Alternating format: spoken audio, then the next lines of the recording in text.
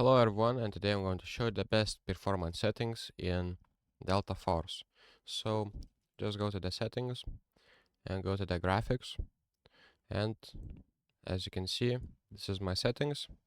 So you can adjust this to full screen, and if you scroll down, as you can see, VSync is off, NVIDIA Fast Sync is off, and the graphic preset is custom.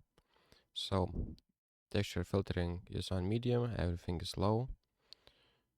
As you can see, you can just copy it. Super resolution is at balanced, and this is on AMD. And NVIDIA Reflex low latency, make sure it is on low latency mode.